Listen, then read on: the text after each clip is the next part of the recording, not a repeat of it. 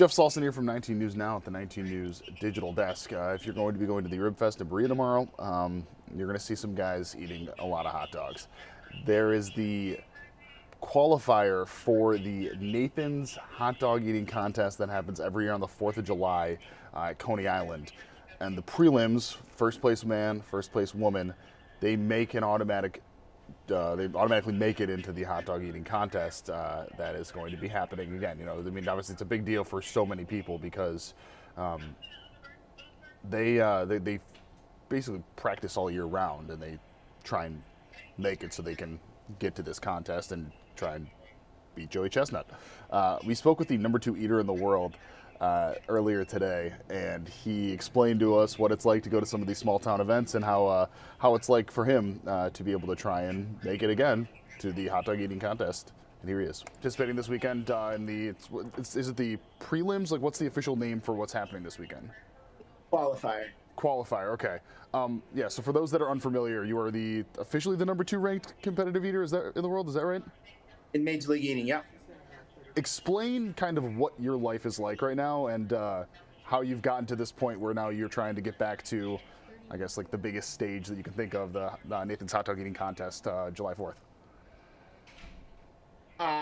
Yeah, I mean, right now everybody's really gunning to try to get to Nathan's. Everybody's practicing, and I'll start ramping up my practices pretty soon, right in the month of June. I don't like to do them too far. I did a couple practice runs for this qualifier, and yeah, we're just doing as many contests as I can. This is our season because everything kind of shuts down over the winter because there's no festivals or anything like that. So everything's really kind of.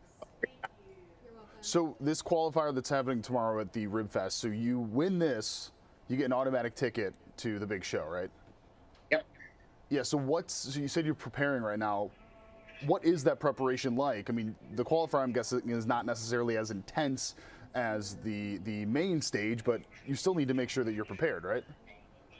Oh yeah. You got to go in. You got to be empty. You got to be hungry. You got to be practiced because there's a lot of technique actually to eating hot dogs. You wouldn't think there would be because you don't just pick up the hot dog in the bun and just eat it. We actually separate the meat from the bun and you dunk the bun. And you both hands are always moving throughout the whole contest, and you got to kind of coordinate that and get your timing down. And it's a lot more to it than you think. How long have you been doing this? I think this is around my 6th or 7th year. How'd you get started?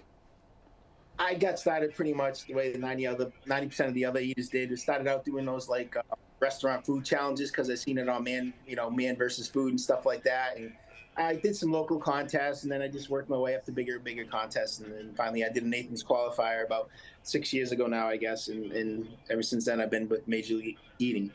So I used to work for WPIX in New York City, and I remember one year I was sent to a weigh-in for the Nathan's Hot Dog Eating Contest, and it's a show, right? I mean, the whole idea is that it's a show, but it's also a sport. So what is it like to be there for that? I mean, this is something that people watch every single year, look forward to every single year. I mean, what is it like to be a part of that? I mean, for some people, they go, to be the show, and they go to, they try to make a big show out of it. They do it a big elaborate, presentation when they get called up to the stage and stuff like that. But then there's a couple of the core people that are there to really, really do well, and they're all, you can see them in the green room there. They're all intense and focused, and they're doing their rituals, and to prepare, and they're, drinking water up to this time, and then stop drinking water, and then it's pretty intense for them. How many tomorrow do you think you need to get at to get that top qualifier spot? I mean, it all depends. I don't know who's showing up. That's what really matters. Who shows up? Just like any contest, you got to beat the best. Yeah, I've had some. I did a couple of practice runs, and I had probably my best practice run ever, and then right after that, I probably had the worst practice run ever. So I don't. Well, especially since I got a contest today, I don't know how much that's going to affect me either. So. I'm just going to go there and do my best. I think I got a pretty good shot at, pulling out the enough to win the qualifier, though. Yeah, so we were talking about this before we officially started the interview here, but did you already have that event, or you have the event coming up?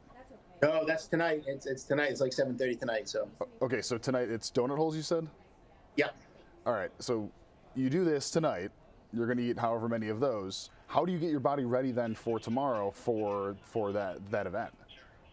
So basically, drink lots of water, and I won't eat anything else till the contest. I got to try to get as clean. Actually, donut holes won't be as bad as like if we were eating something like sausages or bratwurst or something like that, those tend to stick around a while, because they take a long time to digest. But carbohydrates tend to digest a little faster, and I don't think it'll be too bad by tomorrow afternoon. So it's just kind of a later contest in the day too. Usually our contests are around noontime, but the qualifiers around 4:30, I think. So it should be a little better.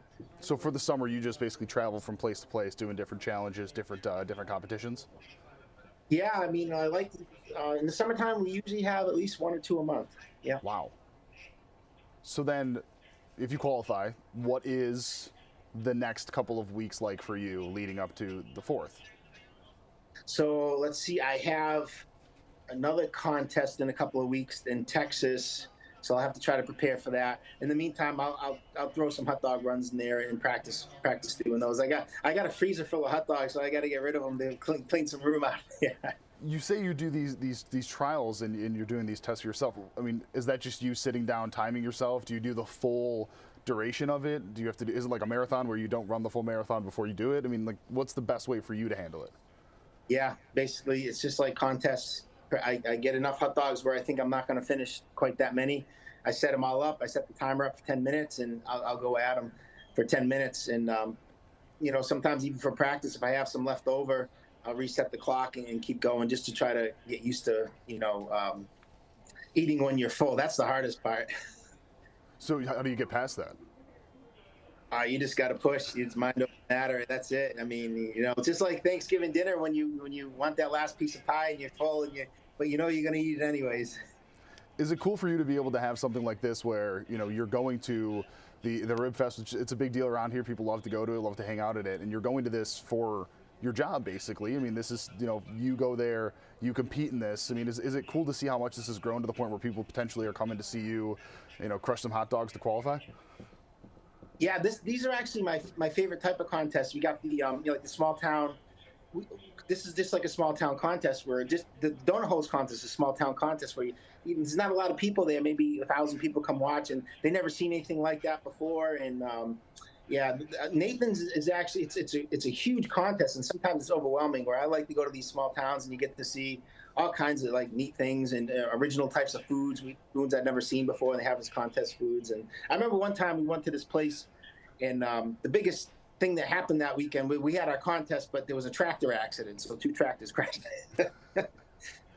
Hopefully they weren't full of the food you needed. I just got a couple more questions for you that are more so my own curiosity. Like, what's the record that you hold the most? Are you the happiest about that you have, or you take the most pride in that you have that you've done? I have to say that the record I'm happy, the Hooters wing eating championship. I got the record for most Hooters wings eaten in 10 minutes. So I'm from Buffalo, New York originally. The chicken wing festival is a big thing there. I've seen the people compete in that a lot. I don't know if it's similar to how that one was, but those ones seem tough with the chicken wings because you got to really get through that. Yeah, I don't know if I have the record for the most amount up there. I might. I'm not sure. The second one here. So you've done this before. You've been to the Nathan's Hot Dog Eating Contest, and Joey Chestnut obviously is a household name for many people here. When you kind of go into something like that and you see how many he's eaten, do you feel like when you step up there, you could take the belt one year, or maybe this year you could take the belt? I mean, you would have to have something. He would have to, just do something to disqualify himself for him to lose. I think he's actually in really good shape this year, so I think he's pushing to try to beat his own record. So I don't think I'm going to be able to take that belt from him unless he disqualifies himself, does something wrong. But I still just try to go to do my best. That's my goal, and I'd like to try to get a better number than I've ever gotten before. It's possible if I do everything correct. And we have all of this information available on our website at cleveland19.com. For now, I'm Jeff Saltzman, 19 News. Our news is continuing over on the CW until 8 o'clock.